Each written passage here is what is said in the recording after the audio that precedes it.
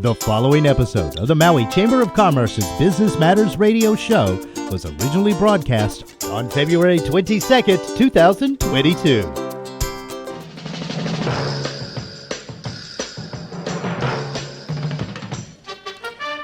Aloha and welcome to the Maui Chamber of Commerce's Business Matters radio show, sponsored by Mokulele Airlines. I'm your host, Pamela Timpot, president of the Maui Chamber of Commerce, and I hope everybody had a wonderful 3-day President's Day weekend. Luckily, we had great weather there and a little bit of rain this morning in Wailuku, but it's shaping up to be another beautiful Maui day. Today, we're going to talk about leadership and culture in an employee-owned business from the perspective of an employee. We're going to speak with the president of several local land development companies that specialize in affordable single-family and multifamily residential workforce housing, and speak with a local business owner whose motto is fighting sickness with fitness. It's going to be a fun and exciting day.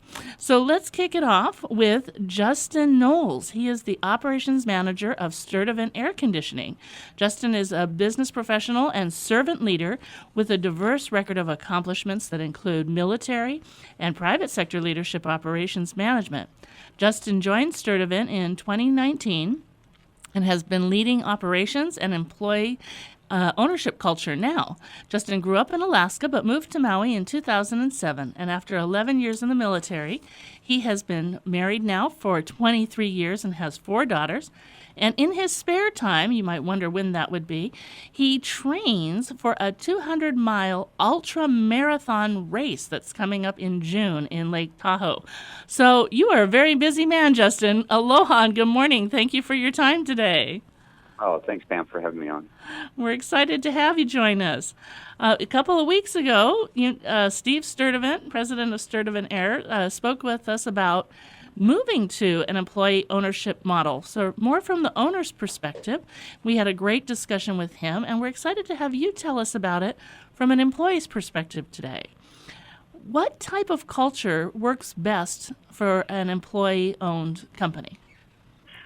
Well, Dan, that's a great question because culture is the most important part of an employee-owned company. And, from the beginning, I think really giving the employees a sense of ownership over decisions, results, and performance, and really setting up core values right in the beginning, as we did. It's just so important. There's a lot of aspects of setting up a culture that really works when the owner sells a company to the employees, and that's kind of the beginning building blocks of building a culture that really works. It takes time, of course, but those core values and that sense of ownership is really important to kind of kick that off and to be successful. I mean, we're only a few years in here, but if we hadn't done that in the beginning, I think we'd be really behind at this point. Yeah, that's very interesting. And so Steve was telling us, and remind us, for those who maybe missed the other program, how many years in are you now on this?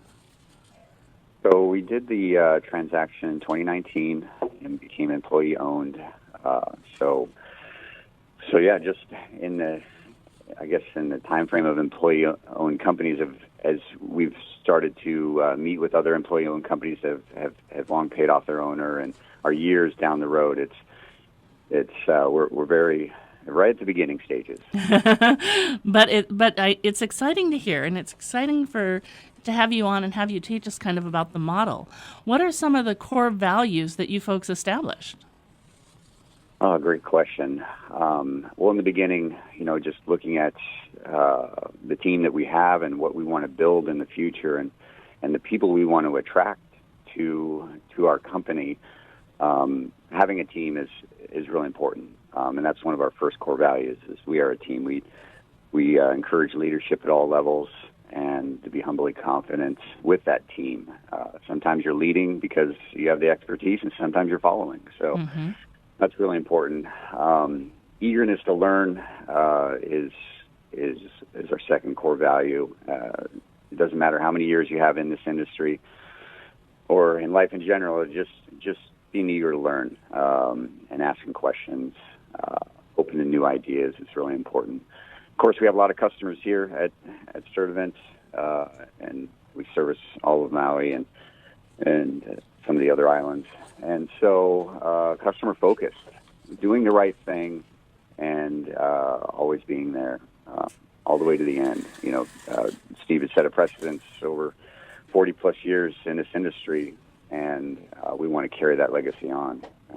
And finally, taking ownership, doing what you say and taking responsibility, because sometimes you're going to make mistakes. And we want people here, employee owners, that take ownership of that, learn from the mistakes, and move on. So those are our core values and really important to this organization. I think they're awesome core values and really important to any organization, actually. I used to work for Maui Economic Development Board, and we were doing a lot of high-tech industry attraction, and continuous learning was such a big part of that because, the technology is always moving. And over 20 years ago, they used to say, if you weren't being able to upkeep and learn and adapt in 6 months, you were a dinosaur. And imagine how the technology has changed now. So it's, some of these principles that you mentioned are just important really for everyday life, not to mention in phenomenal teams. And it's great to see that you're striving for that excellence. And of course, to have leadership at all levels, that's, is very different from a lot of traditional work models. And so talk to us about the type of leadership that's needed in this new model that you folks have been embracing and how it's working at the different levels. Yes, great question. As I mentioned kind of in my bio a little bit, I really focus on servant leadership. Yes, we have what you would consider organization chart, but it's more of an accountability chart as we organize the employee owners and who they're accountable to. And I kind of feel those of us in the leadership position, on the leadership team, we're here to serve. We're here to make sure we're empowering the up-and-coming leaders to join our organization and really have transparency at all levels. And really not just focused on professional development, but also personal development. A lot of what we do in some of the meetings we have is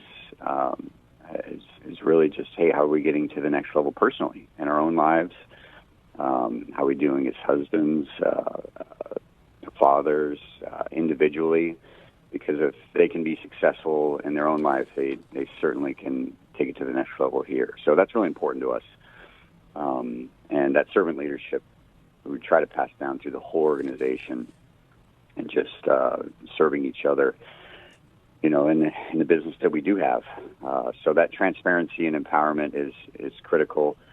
And we share, financial literacy is a big one. I know Steve has really been passionate about that and carrying that on, just what we call open book management, sharing the numbers. Hey, how does money flow through this company? Making sure everybody understands that. And the bottom line, it's a benefit to them, right? Right. They say work every day. It's hey, what is the why in my work here? Why am I here? And how can I help this team once they understand how we navigate this business world we're in? And so that's really important. It's a lot of hard work. It doesn't feel sometimes it's not always doesn't reach everybody, but just being consistent in that financial literacy, open book management, and kind of how we operate things here is important. Because sometimes they're looking at us like, oh, what do you mean? What is gross profit? What is margin? Why are you teaching it? Right? But I think it's important. I wholeheartedly agree. And of course, again, most businesses don't necessarily do that model. Many, many years ago, I worked for Maui Land and Pineapple Company, and they were an employee-owned company as well. And so you got vested with stock along the way. Back then, they weren't certainly as open. I mean, we had, annual reports and things, but we didn't have the level of openness that you folks and transparency that you folks are having. Of course, they were very early on in the model. It's really changed over the past several decades to where this type of model is today. But you're not just teaching them, as you say, you're not just teaching them this financial literacy in the business, which was really important for them to understand, because so many employees don't know what it takes to run a company and the huge expense and debt that owners carry, which can include personal liability, right? And so many of our businesses, especially startups, where there's a federal, there's federal mandates on benefits and things. But here in the state of Hawaii, we have the highest healthcare coverage mandate. And when we have businesses start up, we see many businesses who, because of the state requirement, pay for medical coverage for their employees when they don't have coverage themselves, because owners are not required to have medical coverage for themselves. So when they start up and they don't have all the financial resources, that's often the case with a lot of small companies. And so it's nice that you're taking this time and looking at this model holistically and opening the doors, educating them on the financial situation, helping them understand those things. What is gross, profit? What is net? Right. And because I imagine, again, that people don't understand, yes, this is how much money we brought in, but that's not what we made after we look at the expenses. So, helping them see those things and then how to apply that in their home. I mean, it's such a great thing is we talk so much about affordable housing and rentals and the importance for financial literacy for families to be able to move up into buying affordable housing. And so this really carries throughout their life, which is tremendous. So you guys are in the beginning of this model, and I love that you're doing this as well as connecting with people who've been in the model for a very long time, paying off. The owners are getting paid off. They're transitioning to a fully employee-owned and run company. But you're getting started, you're building this culture. How are the employees taking to all of this? How do they feel about this? And as you're doing this, what would do you recommend others look at doing this? Because I know there's other models like selling the company. And what does it look like on the exit strategy for Steve? Yeah, so a couple of questions in there. I'll try to answer the first one with how are the employee owners how are they taking this? And the wisdom was, hey, take it slow. That, you're trying to describe a future benefit for employees. This isn't an overnight thing. This isn't a windfall for everybody in the company. This is a long-term, this is a marathon, okay? Yeah. And this benefits is kind of a new benefit going forward, kind of like a 401k. You're receiving stock every year. Your company's being evaluated, and the share price is very small in the beginning. Your company's heavily leveraged, and you're paying off the company, and you're showing incremental improvement, which is a good thing, and trying to get everybody on that long-term strategy thinking is the heavy lifting in the beginning. And companies that have long paid off their owner have given us that wisdom of, hey, take it slow. Know that you won't not everybody's going to go around and just, have a party for this. This is kind of a lot of questions. And so that's, it's been a slow process for some that have been at this company for many, many years. Hey, well, wait a minute, I've been here a long time. What about me? How does this benefit me? Well, no, this is a new benefit going forward. Right. So explaining all of that. And so I think it's really key for those that are looking at employee ownership to get some great advice, get some wisdom around you. And there's a lot of companies, there's counsel that can come around as you look into if this is something that you want to do with your company. And if you want to still be a part of the process of the transition, which has been great, Steve being a part of this process, our company hiring him back on as president, and working with him to set the culture. And I think it really gives him a sense of leaving a legacy. Yes. Not just selling the company and then who knows what happens to everybody. He really had that in mind. Are my employees going to be taken care of? Is this company going to live on for the next maybe 40 years or longer? Right. And how can we do that? So that takes time, and not just in the short 3 years we've been employee owned, but it can take a very long time to make sure that the culture is set, and that everybody understands this is a long-term benefit, future benefit for those that stick around with the company. So it's not easy. Yes, I can understand that, and the difficult conversations, again, that you're having with employees who are saying, okay, well, you've got this plan and you get vested over time, but I've already been here for quite some time. So, understanding that this is a new model, but it's an exciting model. And I love, and Steve did share a little bit about, again, that he does value this and sees this as his legacy and how important it was that his employees be taken care of, and that if he sold the company, you don't know how many of the employees they're going to retain. And Right. he valued his team so much, and that was a key. It seemed to me that was one of the key drivers that made this such a great model, along with some of the other important things that come with it. So you've hired him back on as president. He's helping you and the team set this culture, and you guys are moving forward. And what does it look like? How long do you expect that he'll be the president? And you mentioned at some point that other companies have paid the prior owner off. So how does that kind of work? What does that transition look like? Yeah. So we'll have Steve as long as he'll be here. As he brings so much wisdom and just legacy to this. But there is a transition. We do have a plan for that.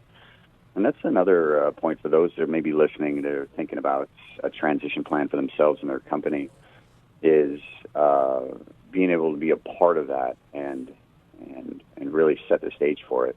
And yes. What's really important here is making sure you have a good team and core values set before you step into employee ownership, because there is a plan for it. And for us, we want to pay this off and move on in the future. So as fast as we can do that in the right way, that's our plan going forward. But having that right management team is really key if any owner's looking at employee ownership, and being able to kind of be around. They can't do it alone. Yes. They are going to transition out, and they got to make sure that that management team is set and ready to take on this new model.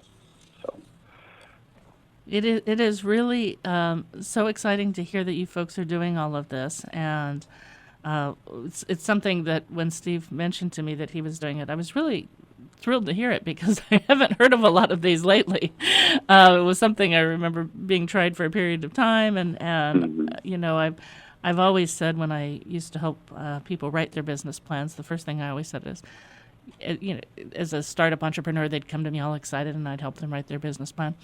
And my first question was, so how are you going to get out of the business? And they were like, well, wait a minute, I'm just getting into the business. Why are you asking? And I said, well, are you going to run it for 100 years? Are you going to leave it to your children? What are you going to do, right?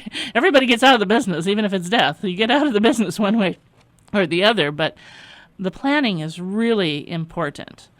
And I think it's so interesting to me that this is such a phenomenal way to take care of your team, to for those people who've spent their life building something up, to leave that legacy and see it carry on, and to have employees who are so excited about doing it.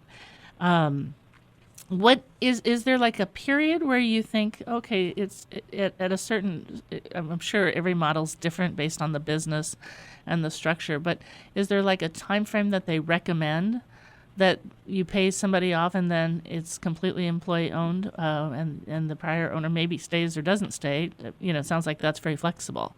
But is there a period of time that they recommend? Well, there's definitely a schedule that's set. That's kind of set in stone, but we're moving quicker than the schedule. Right? Awesome. We want to pay that off quicker, and that's our plan. And as you mentioned, that's one of the hardest things with transitioning Steve or anybody that's been around for a long time, an owner out, is the new leadership coming in, yes, right, and carrying that on. But I think I think we only have a few minutes left. But what I wanted to mention is, owners looking to employee ownership, really key factor there is have an operating system that really works. We onboarded the EOS system, which you may or may not have heard of, about 3 years ago, and it really set us up for success with core values, marketing strategy, our 3-year plan. We have a 10-year plan, and really diving down into that every single quarter and breaking apart the business. And so that's another important factor, and that's helped us pay this off quicker, set our goals and objectives, and be transparent with the leadership team and where we're taking this company. Very exciting. Justin, thank you so much for joining us this morning. You've been a wealth of information, and we love hearing about it. We'd love to have you on again in a little while and see how it's, get regular updates. Oh, absolutely, Pam. If anybody would like to reach out, happy to talk about employee ownership. So thank you very much. Oh, give us really quick, Justin, how they can reach out to you. Thank you for that great offer. Yeah, absolutely. I can be reached at my cell, 808-269-3995, and happy to answer any questions. Thank you so much, Justin. Have a wonderful day. All right, thank you. Thank you. Aloha. All right, we'll be right back after a brief moment from our sponsor, Mokulele Airlines. Mokulele Airlines operates the largest commuter airline hub in the country, right here in Kahului. Fly Mokulele from Kahului to Molokai, Lanai, Hana, Waimea, Kona, and now Hilo. Mokulele also operates the only flights between Kapalua and Honolulu. There is never a middle seat on Mokulele, and every seat has a window and aisle. Visit mokuleleairlines.com and take your next flight from the newly renovated Mokulele Terminal. And we're back. This is Business Matters, brought to you by the Maui Chamber of Commerce. I'd now like to welcome Howard Kihune Jr., president of Aina Lani Pacific LLC. It is a company that is a local land development company specializing in both single-family and multifamily residential workforce housing subdivisions. Aina Lani Pacific LLC, sorry, I saw ALP and I went, wait a minute, I want to make sure I say that correctly. Aina Lani Pacific was formed in 2014 with a mission of creating and developing workforce housing opportunities for our hardworking local families here on Maui. Howard is also known as Howie. He presides as president of Kilohana Makai LLC, Hoku'ula Partners LLC, and Kaia'ula Land Company LLC. All are land and workforce housing development entities located on Maui. Good morning, Howie. How are you? Good morning, Pam. Happy Tuesday. Happy Tuesday. So glad to have you on the show. So you folks have been doing so many exciting things. And, I just want to say that we've been so proud to see the movement you've been making. But let's start with Aina Lani Pacific LLC. It was created in 2014. What was the inspiration behind that company? Well, the company, the inspiration behind it was family get-together, dinner, barbecue, sitting around the table. And my daughter at the time, who was 24, we had some discussions with myself and my father, Howard Sr. We're all there. And she was talking about how, what is it going to be like to buy a home, going down the road, and a lot of her high school friends and associates at the time were trying to figure out how to buy a home and what it's going to look like in the future. So that's kind of how I was inspired, was because of my daughter. So the very next day I called my dad and I said, Lily made a lot of sense, because I'm also a product of workforce housing. My first home I bought back in 1989 was a workforce housing project that the county had did way back when. Anyway, make a long story short, that was the inspiration, and from there we formed Aina Lani Pacific with our mission to provide, residential workforce housing for our local families and community, to make sure that we kept our talent here and try to pick at and try to help build more housing for our community, and hopefully we're accomplishing that slowly but surely. Well, as you know, and we've had many discussions on this, for the public, we are woefully behind. We talk about over 14,000 units behind. I'm not sure what the current number is today. And we're, trying to move everything forward as we can get housing built. We're seeing people leave the island, and, you have been one of the people really actively moving forward with this. How many different projects has Aina Lani Pacific done over the past few years since 2014? You're going to go on a decade pretty soon. Over the last year, you know how things move very quickly around here, right? Yeah. Our dream would be things move very quickly, yes. Basically, from start to finish, a project takes us almost 4 years with just all the process regards to entitlements, if there should be any, and permitting and everything else, design and everything. But so our first 2 projects that we did, one was in Kaanapali, that was called Kaiaulu. That was 33 homes, single family.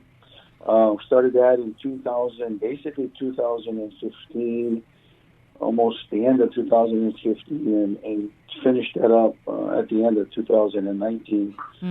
Started a multi-family project up in Kapalua area, right off the big golf course there, 42 multi-family units. Started that about 2018, and we just finished that up in December. So currently working on a couple other projects, actually 3 to be exact.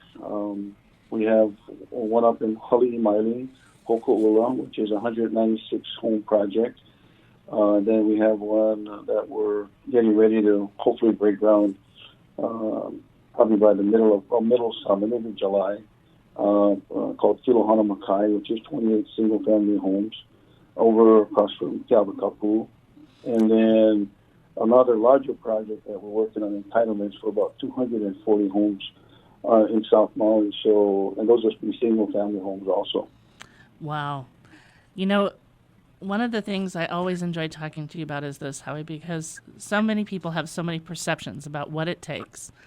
And we keep hearing a bunch of disparaging comments about, developers just care about making money, and they're not seeing the bigger picture, and people don't understand things like the carrying costs of the land and all of the work that goes in before we can even start building. And then there's the infrastructure and other elements. Talk to us a little bit about, the different facets that go into this, because you're somebody who has the credit. There's a lot of people I've been hearing that are being held up as, quote, experts, and because they've been in different forums and things, but they haven't built a home. They haven't financed the building of developments. They haven't worked in developments. And so tell us a little bit about what this all looks like, on how you bring it all together, because you've talked about it. It goes over several years before you're able to go from concept to actually having the homes being made available. No problem. Sure. It's quite a task. First there's always the acquisition portion of the land or property that you're hoping to develop on, and there could be some zoning changes if needed that you have to go through. Then you go through the entitlement, your design, not only both from your architectural design but your civil design, and that permitting process. So, it takes a great deal of time, effort, and actually money. Yeah. For some reason, there's a lot of people that think that we're developing and making a ton of money on what we do. And really, our goal is to create opportunities for our community and local families. If I was to break it down on a 4-year project, I made a decent salary, and that's basically about it. So, it's not easy.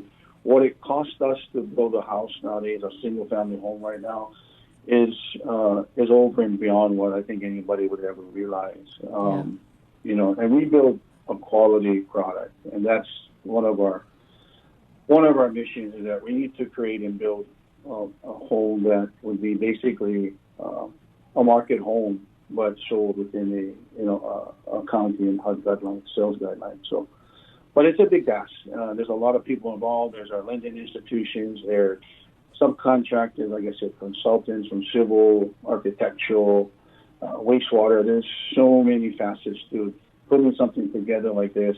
It doesn't happen overnight. So it takes a bit. And that's one of the things. The process is so long. I would love to deliver more homes quicker, but unfortunately, the process takes time. It really does. And there's a huge cost before you even get approval to build homes. Can you give us a ballpark on what does it look like just even going through the upfront process before we're talking about the construction costs and actually building homes? Just sort of that whole, permitting and entitlement zoning process. What can that run?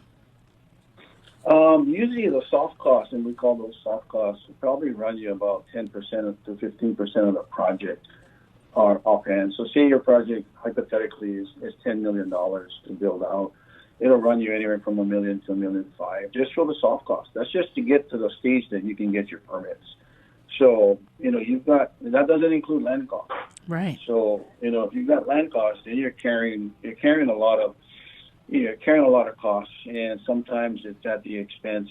There may be some interest that may be carried too, as far as if you've got your institutional lending on it as far as purchase for property or whatever that may be. So, yeah, it gets quite expensive, and people need to understand the cost is the cost. There is no ways around it. Unfortunately, that has to be all added up and paid for at some point. So yeah. Right. And land costs are going up. And we know the materials costs are going up, especially now as we've got supply chain issues and other things exacerbated by COVID. But everything's been going up. We've long said at the Chamber, and you and I discussed this many times, that the longer we wait to move forward on affordable housing and rentals, the more expensive they're actually going to be, which is why streamlining permitting processes, which has been talked about long before I ever joined the Chamber, but certainly over the 16 years I've been at the Chamber, we've been talking about, what gets done on this, and we've heard models from other counties across the nation who can get permitting done in 3 days, and we said, hell, if it was 3 months, we'd be thrilled. If it was 6 months, we'd be thrilled. I totally agree, but I'm not but it is a process. We've come to the point where we'd like to move that process along quicker and gain some time and momentum. But it's something that we've already actually, conditioned ourselves to some degree. So Yeah. we know what the process is. If we can gain time, that's great. Whatever help we can get to move projects along quicker is really vital, I think, because from a cost standpoint, because the carrying costs, the interest and stuff, that all adds up, and someone has to pay for that. We cannot lose money at the end of the day, no matter what. I mean, we don't do this because we love what we do, but it's got a pencil. The longer it takes, there are added costs that come along with that. But, just the entitlement process, we like to move along a little bit quicker at times. Water seems to be a focal point for projects going forward, wastewater, infrastructure, things like that. So Right. If we could get some of those utilities closer to areas that we would like to develop or build workforce housing, that would be great, because the burden actually shifts. They put that on the developer, so that adds costs, and it's got to be recouped. Right. So. Yeah.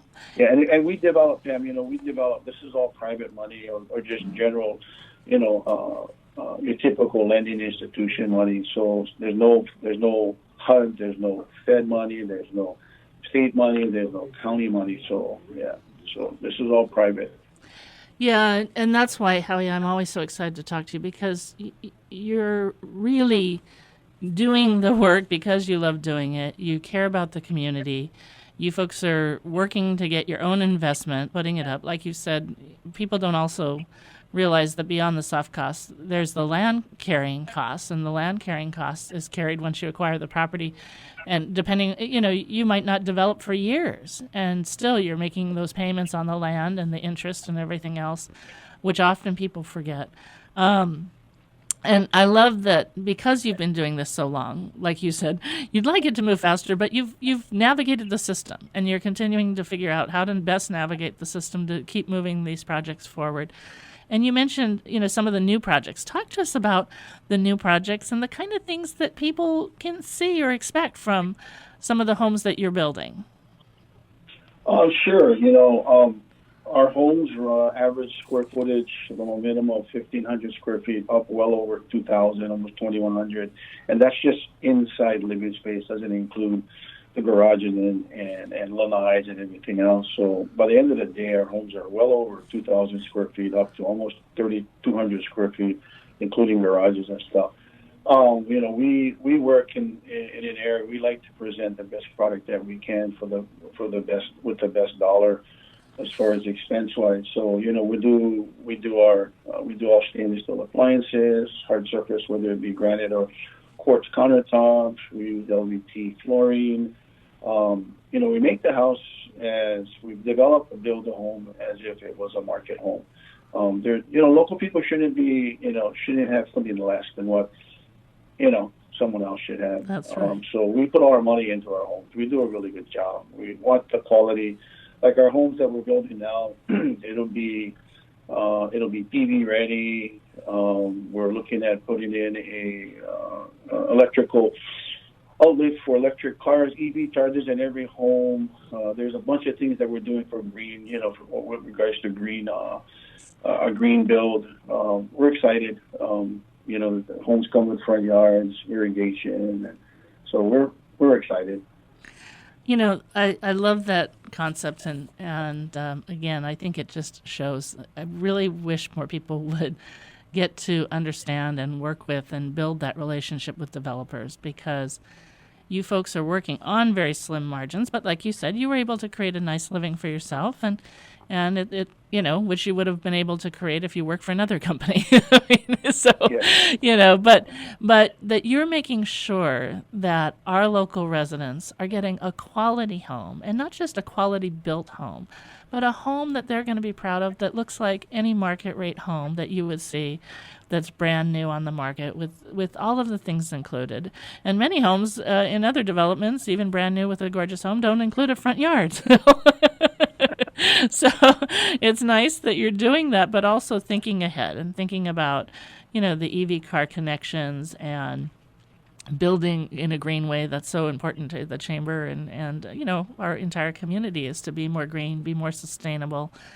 And I just really am excited, and to see, and of course you've got the Hoku'ula, not Hoku'ula, excuse me, the one in Haile Maile. Say it for me again.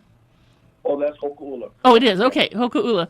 Okay, so you've got that coming up, which is 196 homes, and that went very quickly, didn't it? Yes. The workforce, that project is a 50% workforce housing project and then 50% market. So we had sold out and had hundreds of applications for the workforce side, and that's already been completed and absorbed a contract. And then we're working on the market side.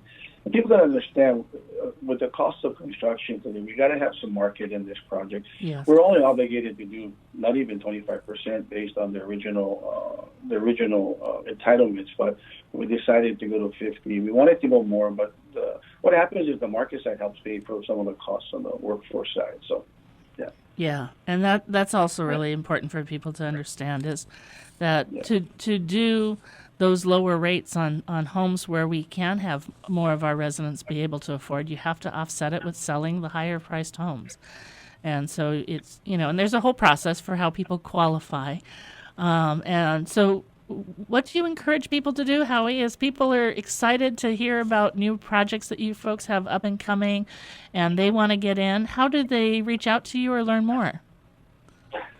They can go to our website, hokuulamaui.com. They can go to kilohanamakai.com. Those are our current websites that we have with workforce housing. Both projects are sold out. They've been absorbed as far as the workforce housing. The one in Kihei or South Kihei, Kilohana, there's 28 single-family homes, as mentioned. That's totally been absorbed. Now we're just in the process of getting to start the project and build out. The current project that we're going through entitlements, Makoa, there'll be some information coming out probably by the middle of summer, but that'll be a 50-50 project too, because it's a massive civil engineering and construction jobs. So that'll be 120 homes that'll be workforce also.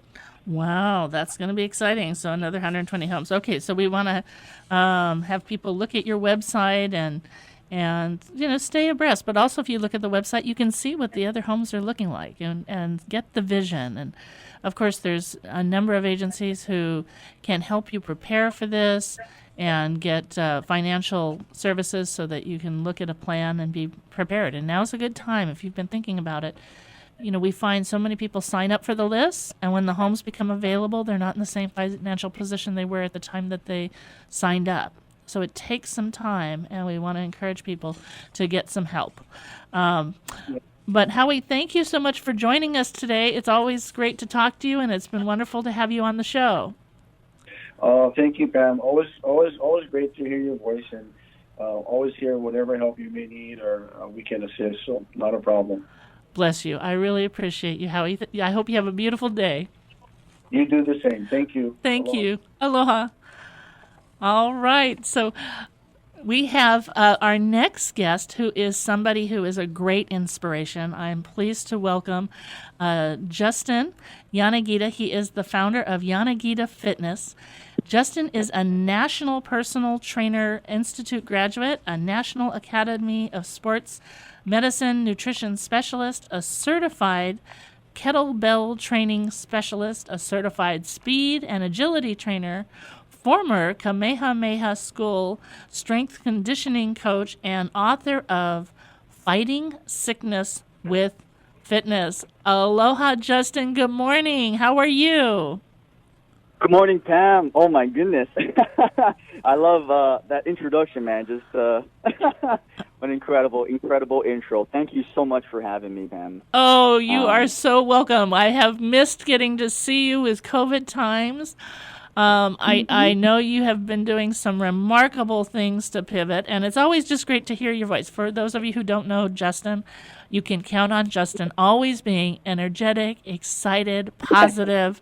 That's who he is in the world, and just a real pleasure to know. So let's talk about how Yanagida Fitness all got started. Yeah, absolutely, Pam. So it's just so interesting because this whole story started because of my family, actually. And growing up, I was a really sickly child, and I was in the emergency room a lot, and chronic asthma. And there was multiple times where I thought, and the doctors thought, I wasn't going to live. And so without getting into it too much, my parents, man, they're just, we didn't really have much coming in. They came in from Japan, and we really didn't have too much, but they gave everything they had to make sure that, I'd be okay and, be healthy and stuff like that. And I'm just really grateful to all of the people, our neighbors. Growing up, we had a lot of tutus and a lot of people, just different. It was just really crazy. I'm so thankful for the people on Maui. Everyone's so kind and nice, and I would go over. People would, give us food and this. But the whole chronic asthma thing, my mom, she started getting ill a little bit towards my end of high school. And I knew that there is a possibility of health and wellness. And so I went to school in Florida, came back. And when I came back, this whole thing started with me just training my mom out of my backyard. We're like, I'm going to train my mom out of the backyard. And from there, we just started getting my other friends' moms and then the other community moms. And then before you know it, we have like a group of moms and just everyday people in the community. I call them everyday people, but it's the everyday heroes, that we don't get it, people don't get enough credit for. Yeah. So that's how Yanagida Fitness technically started. It was just started off in the backyard with my mom, and there's a whole bunch of people I'm very thankful for because we're about to hit our 6-year anniversary. Yay! It's just incredible. So, yeah, that's just kind of how we got all started, Pam. Well, you are such a great inspiration, and I know you have a big following online, and you've been doing, during COVID times, when the gyms were shut down. I mean, to get to this point now, Justin, where you've survived, you're going on your 6th year. A number of we saw a big gym go out as well because COVID times were really hard on the gyms. Unfortunately they weren't essential services, and again there was some early clusters at gyms, and they were shut down, as were restaurants and bars, and so you really have gone through a lot during this time, but you pivoted so well, starting to get people engaged and still exercising during COVID. Can you talk a little bit about some of the fun things you did and the Zoom meetings, or I don't know if it was Zoom, but I know you used a platform where people could watch and engage.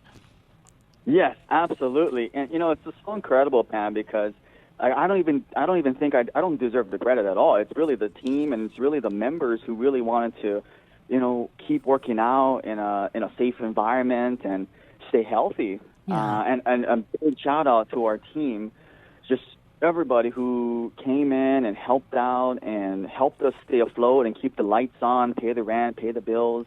And shout out to all the members who kept coming and supporting. And so it really isn't me at all. You know what I mean? It's my team and the members and my family and my other half, and just, I mean, I could list like 100 people that without them we wouldn't be here 6 years into this.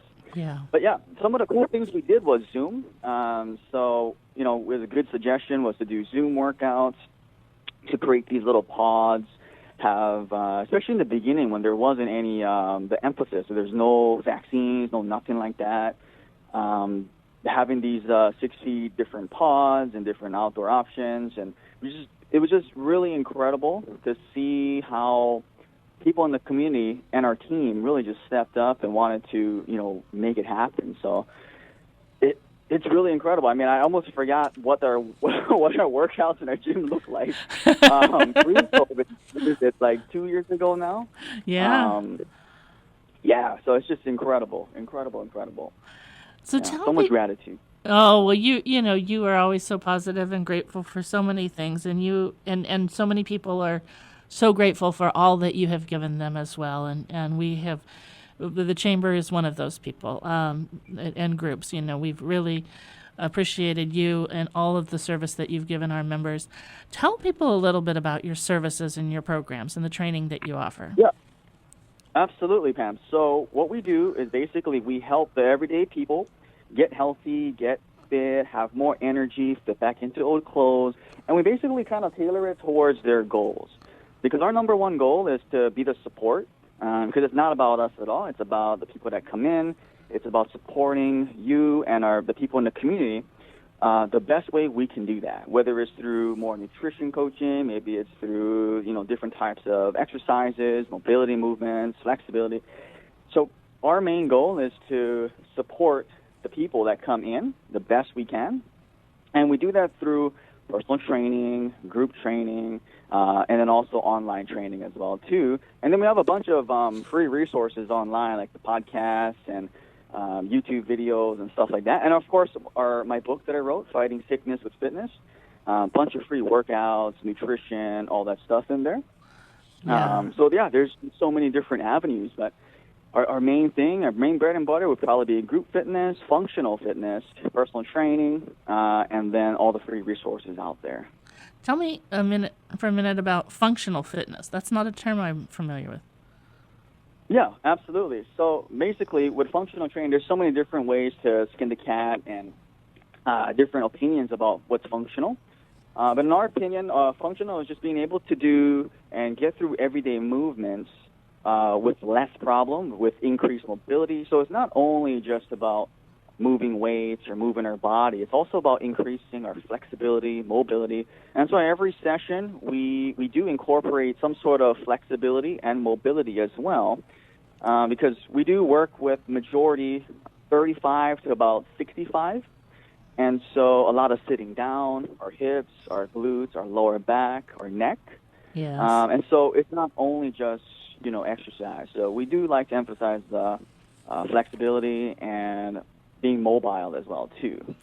Well, I think that's especially right now for a lot of people who move from working in an office, maybe they sat down there too, to moving to working from home during this time. Many of us still are working from home. That computer, for me, has sure been a long day. So those are important important trainings, because Zoom meeting after Zoom meeting, when you get in 5 or 6 a day, it's a long day. It's sitting at a computer.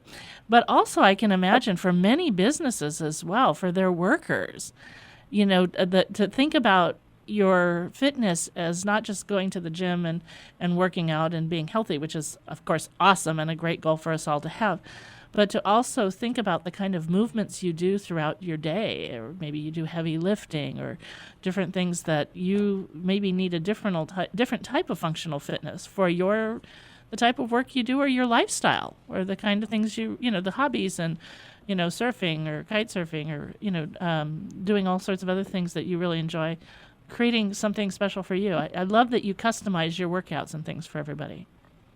Yeah, absolutely. And that's a great point right there you just mentioned, Pam, is that because we'll have all kind of different people. We have seniors in their 70s and 80s who will do all kind of different sports. Maybe they play a little tennis or racquetball, or they go to the ocean. We have different people that like to surf, golf.